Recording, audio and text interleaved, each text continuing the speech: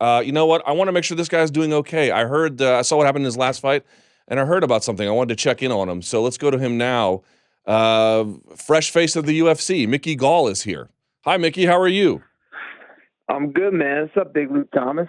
I'm all right, Mickey. Mickey, let me tell you why we're having this interview. Well, one, I always like checking in with you because you have interesting things to say. But two, Thanks. I got a tip about you.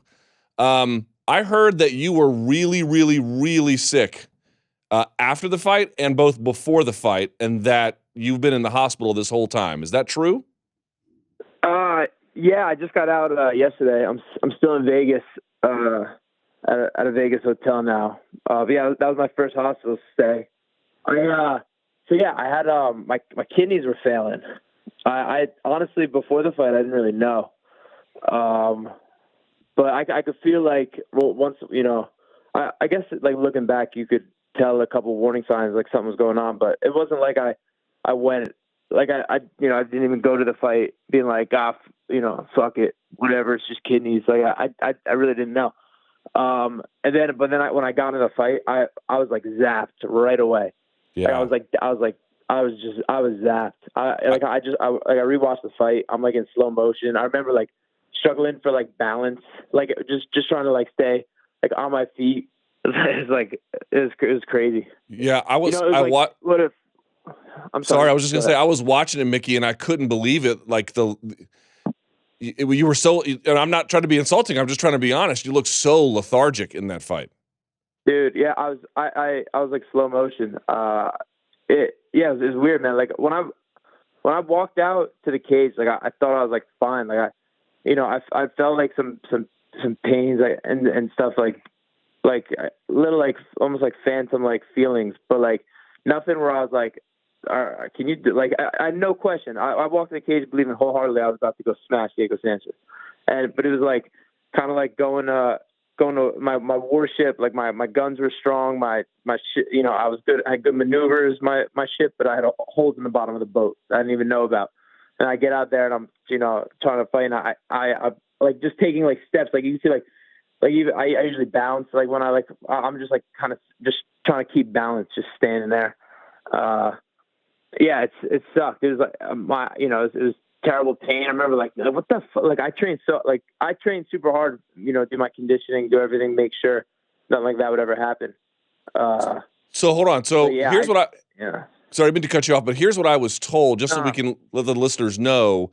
I was told, correct me if I'm wrong, that it was not a weight cut issue, that what you actually had was rhabdomyolysis, which a lot of CrossFit athletes get. It's essentially this process where the body turns on itself from overtraining, and you can get blood poisoning and all manner of different things. What did the doctors tell you you had? yeah, I did have rhabdo. Um, I did have rhabdo, but they also think it was kind of like a perfect storm of like drops in the bucket that made this happen. Like I was like my stomach was a little off for like fight week. Like I had like some diarrhea when I'm supposed to be like cutting weight. And then I did the weight cut, and this weight cut was way easier than my last one. Like I believe like sometimes you just got to put the pain in and like get through the weight cut. But this one it wasn't really necessary. I was singing, having a good time, got the weight off. But at one point I did when I stood up, I like passed out. Hmm. Which I didn't think. At the time I was like, I don't know. Sometimes people pass out, I guess. Like I really didn't think I was. It felt like I, got up to. It was easy to write it off, like everything that all like the warning signs. I was like, nah, my stomach and like back, like my kidneys. You don't know what a kidney feeling weird really is like. It's like I don't know, my back feels a little weird. Maybe it's because I ate a lot of pasta, trying to fuel up. I was like, I passed out. But that's just because I got up too fast. I was a little lightheaded, whatever. Um, but yeah, rhabdo sucks. Like all like the my past week, like from Saturday night to like Tuesday, I was in terrible pain. It's like it feels like food poisoning on your stomach and on your back, and like probably just like a little worse, like just constant, just aching, cramping, sharp pains. Now, if you were mentally committed to the fight, but you knew you weren't feeling 100%, was there ever a point where you were like, I don't know if this was worth it before the fight? Honestly, in hindsight, had I like in hindsight, yeah, maybe I would have said some of the doctors and at least like tried to get my levels a little better. But like hindsight's 2020. But at the point, I was like, here it is. We're there. It's I guess like the excitement of like making the weight and then like the adrenaline of fight day. I didn't know anything was wrong. I didn't know for sure that anything was wrong. I didn't. It wasn't like I said, the warning signs weren't glaring. Okay. It was kind of like under. Yeah. So you're out of the hospital, which is great. What is the recovery like after the hospital? And I guess my two-part question would be, number one, that, but two, are you now, like, for example, if you get heat exhaustion one time, you're susceptible to heat exhaustion much more readily in future times. So are you more susceptible to now kidney or other kinds of ailments as a function of what happened to you? No. So that was one of the things I was big with, like asking the doctors, like going forward, or is there any long-term damage? Is there any? There's no problems. What I need to do is I just would need to just monitor with like a doctor. Like I have to go see a physician, see like a nephrologist, just to make sure during like training camps when I'm going really hard that my levels are all good. Okay. Now, rhabdomyolysis, when the CrossFit getters or CrossFit athletes get it, they get it because they're doing way too much. Junior Dos Santos had it for a time as well, I believe, in one of his cane fights, and he performed poorly as a consequence. So there's some precedent for this. Did your training this time, was it really different than previous times where you had ramped it up, or how different was it? No, it wasn't. I would say this is the least overtraining I probably did in the camp. I'm a notorious overtrainer. In the past I've gone, probably too hard, but now I've really, I've taken to, trying to be like a professional and making sure I get the proper rest and all that stuff. So like I said, it was a real surprise. It was crazy, man. I remember no idea. I really had no idea, and it wasn't like the UFC. They have all the medicals, everyone checking you. We all no idea. That was fine. They do a good job of trying to make sure everyone's healthy and doing all right. It was under the surface. It was hard to. But it really shit. It got exposed in the fight. It came out. That is crazy. So okay, yes, you can get regular checkups, but from a training standpoint, do you have to switch things up? I don't mean leave camps. That's not what I'm saying, but I'm talking about the load or the way you periodize it. What has to change, if anything?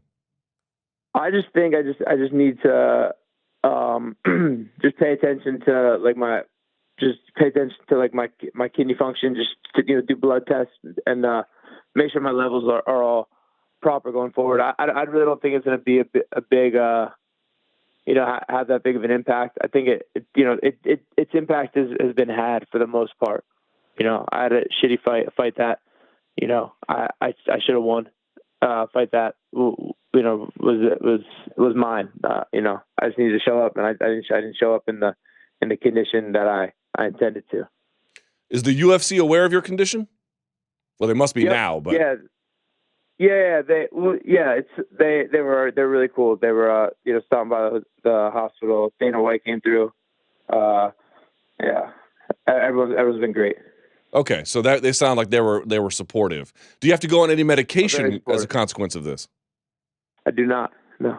All right, that's something as well. Yeah. The kidneys. You had mentioned some other biological signs heading into the fight that were a little bid alarming. But aside from kidney pain, was there any other kidney indication heading into the fight? Yeah, I'd say, like I said, the warning signals that I was able to write off after weigh-ins. I'd be happy to share. Just, I'd like people to learn from at least maybe my mistakes or whatever. So I definitely felt almost like vibrations, almost like someone's playing an instrument on my in my own, kind of on my back, in my low back, kind of. Where I thought I was oh, I'm just maybe whatever, just I don't know. It was kind of I kind of felt that almost like a little phantom tickle kind of, and then so I think another one of the things, like I felt almost like I had to, like I was having trouble digesting. But I think that was like me just like feeling my kidneys kind of hurt, but thinking of like my body trying to like process, like I said, like the pasta and the stuff I was eating. So that's, you know, pay attention if you're low, if like your lower back's feeling like super weird. And then the other thing was I think that the doctor said was bad was I after being depleted and like down in weight, to help myself get back up in weight, just like I did last time, take like a creatine, like a good amount of creatine, like more than normal. And but apparently, if you're like maybe not do that, because that's one of the things. Like I have a really good team around me, and I stand by them. But we might have, you know, had a tactical error or something. It was that this creatine could have like pushed it over the edge a little bit. How many milligrams were you taking a day? We did like 15 after the like throughout the day of the weigh after the weigh-ins. Oof, that is a lot. Yeah, but not really. Like when people load up, they do more than that. I think it's a lot for, you know, for a dehydrated body. And then when I took like a nap, and it was where my back was like soaked to bed like 2 times. So like I kept sweating. Like I don't know. I think, you know, it was just off, man. It was just off. But correct me if I'm, you know, yeah, go ahead. Correct me if I'm wrong, but isn't the daily intake for creatine 5 and then loading is 10 milligrams? Yeah. Yeah, that's why I thought 15 was a lot. But I guess if there's other conditions in play. Yeah, and I'm drinking like gallons of water. You know, I figured it was all right, but you know, that's something I'm definitely gonna have to examine. So how was the hospital stay? Like, can you? I mean, without getting too graphic, how was the treatment? You just had to rest? Did they have to? What did they have to do? Well, shit, man. I'll tell you. Saturday. So I stuck around and watched the fights in the back room, and like I couldn't get comfortable. Like this is like after the fight. I was like pissed. Like, what the fuck? How do you gas out, Mickey? Like that's crazy. Like I even remember in the fight, like grabbing like kind of Diego, like put him on the wall and saying to myself, like in my head, to be like, what is going on with you? What do you do? Like, let's go, Mickey Gall. Like what's going on? Like I thought I was just gassing, and that doesn't happen to me. You know, like I said, I train. It's my, you know, I obsess on coming in there top form. But so after the fight, I'm chilling out there in the back, like kind of down, like what the fuck. But I also like I wasn't as depressed because like I knew my body straight up shut down. So it was like it wasn't like I left anything. I couldn't. So I'm laying back there, whatever. I keep derailing. I'm lying in the back. I'm feeling like I can't get comfortable. I have like the pain in my stomach and my back. Pain in the stomach and my back. I try to eat a little bit. I throw it up. Pain in the stomach in my back, pain on my back. Fights end. I'm like, yeah, there's something wrong. I think I gotta go to they're gonna send me to the hospital. There's something wrong going on. Might as well just check it out. So I get in there, and then they give you this contrast that like is supposed to help. So they do like a CAT scan to like see all your insides, make sure everything's good. And this contrast like fucks you up even worse. So for the next like 3 days, it was like I said, like food poisoning to my front and my back constantly. Just like, oh man, it was terrible. I barely like kind of remember that, you know, they had me morphined up and stuff those days. But then Wednesday came around, I was feeling a little better. You know, and then it was kind of so good. Hospital stays aren't so bad. Wow, that sounds like a crazy ordeal. You have a pretty good attitude about it in the end, I guess. Yeah, man. You know, it's not bad, and you know, I'm fine. I'm lucky.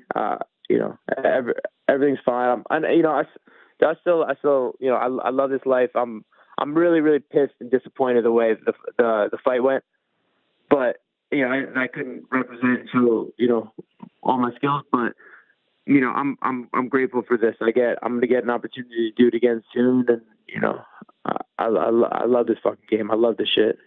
So, do you want another crack at Diego, or I mean, because even if it wasn't really you got, you know, you got stopped. So, do you want another chance at him, or do you want to move on to something else? I'd love it if he wanted to do it again, but I'd be surprised if he it's not going to, I'd be surprised if he wanted to re-up that. I expect to be fighting a new opponent. It doesn't matter. Anyone 70 pounders, I'll show what I could do. When is it safe to get back in there?